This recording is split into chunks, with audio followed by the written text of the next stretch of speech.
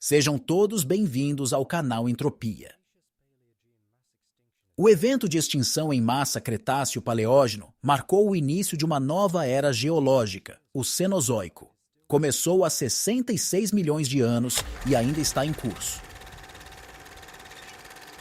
Durante todo esse período, a superfície da Terra passou por transformações globais e ofereceu espaço para uma grande diversidade de criaturas incríveis. O primeiro período da nova era foi chamado de Paleógeno, começando imediatamente após o desastre que extinguiu os dinossauros.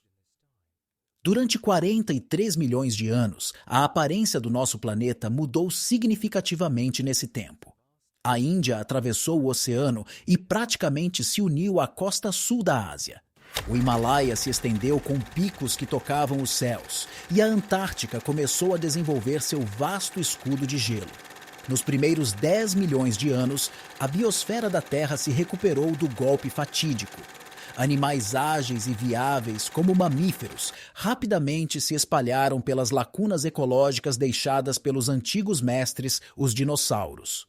Em busca de novas formas de vida, a evolução produziu criaturas fascinantes, como o gigante e robusto Andrew-Sarcus, o indricotério aquático e os antigos ancestrais das baleias, os arqueocetos aquáticos. Muitas dessas criaturas desapareceram sem deixar rastros, enquanto outras evoluíram para se adaptarem às condições mutáveis. Cerca de 23 milhões de anos atrás, o Paleógeno deu lugar ao Neogênio, que durou cerca de 20 milhões de anos. Foi dividido em duas épocas desiguais, a mais longa chamada Messiniano. Nesse período, houve um resfriamento gradual com o crescimento das calotas polares, levando a um clima mais frio e seco. O nível do mar global estava diminuindo, enquanto cadeias montanhosas como os Alpes e os Andes estavam se elevando. Isso levou ao isolamento do mar Mediterrâneo do oceano global e quase ao seu desaparecimento. O Plioceno, que durou 2.745.000 anos, viu a estabilização dos continentes em suas posições atuais.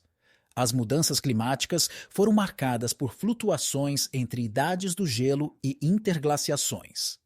Os primeiros ancestrais humanos, como o Ardipithecus, Sahelanthropus e Horrorim, habitaram o continente africano. A hipótese da savana é uma teoria bem desenvolvida da antropogênese.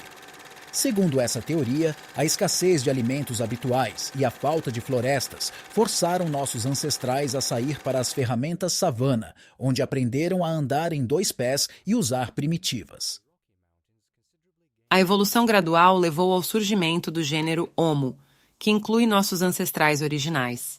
Os primeiros representantes universalmente reconhecidos desse gênero foram o Homo habilis, seguido pelo Homo erectus, que migrou para várias partes do mundo.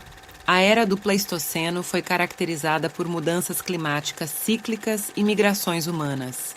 O Homo sapiens surgiu e se expandiu pelo mundo, alcançando até mesmo territórios isolados, como a Austrália e a América do Norte.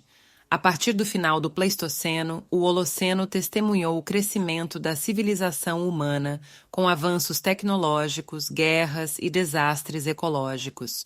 O ser humano começou a explorar além da Terra, iniciando um novo capítulo na história da humanidade.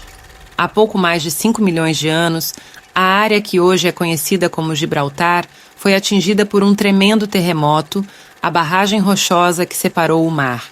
Mediterrâneo do Oceano Atlântico por centenas de milhares de anos, finalmente cedeu e milhões de toneladas de água jorraram nas gigantescas planícies sem vida. Segundo estimativas, a força do fluxo foi 40 mil vezes maior que a das cataratas do Niágara e levou apenas 2 anos para o mar encher novamente ao mesmo tempo, milhares de vezes. De toneladas de sal foram enterradas sob camadas de areia e rocha de espessura notável, e é onde permanece até hoje. O Plioceno, este tremendo evento, apelidado de enchente de Zanclean, é considerado o início do Eparque do Plioceno, que viria a ser durar 2.745.000 anos. Naquela época, os continentes já haviam se deslocado para permanecer nos lugares que estamos acostumados a vê-los. Mas algumas características do relevo estavam apenas começando a se formar. Por exemplo, a América do Norte e do Sul ainda estava separada por um amplo estreito no início da época, e as montanhas rochosas estavam apenas começando a crescer. O clima da Terra na primeira metade do Plioceno era comparativamente quente. A temperatura média do nosso planeta era 2 a 3 graus mais alta do que é agora. Embora esses graus extras não estivessem distribuídos uniformemente por todo o planeta, o clima nas latitudes tropicais assemelhava-se ao de hoje, mas as áreas do norte eram muito mais quentes. O Ártico não estava permanentemente coberto de gelo e densas florestas de coníferas atingiam as áreas mais ao norte da Eurásia. Mas deve-se ter em mente que a fronteira do continente costumava ser fica um pouco mais ao sul do que agora, porque o nível do mar na época era em média 25 metros mais alto do que hoje devido à temperatura mais alta, enquanto os primeiros ancestrais dos humanos de hoje habitavam o continente africal, Adipithecus, Sahelanthropus e Doron. Os restos desenterrados desses antigos primatas datam de 4 a 6 milhões de anos atrás. Sua constituição corporal ainda está muito longe da dos humanos.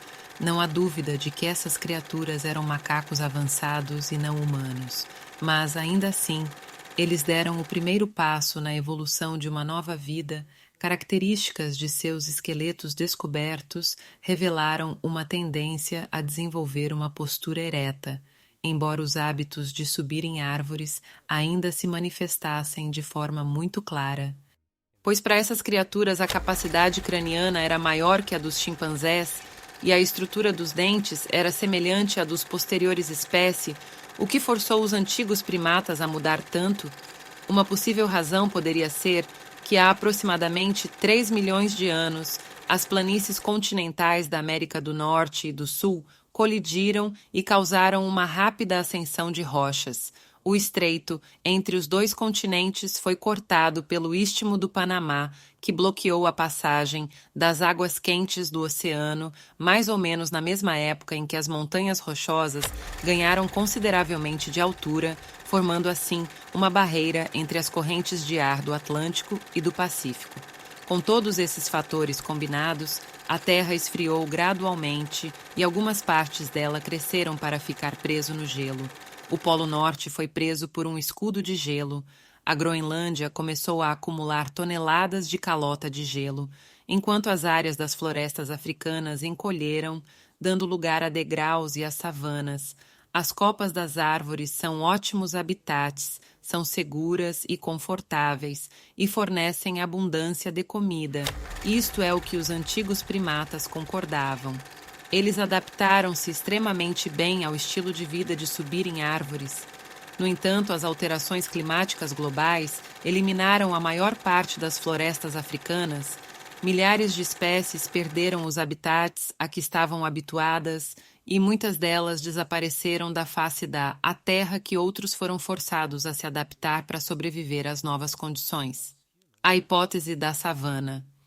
Hoje, o conceito de savana é a hipótese mais desenvolvida e bem fundamentada da antropogênese.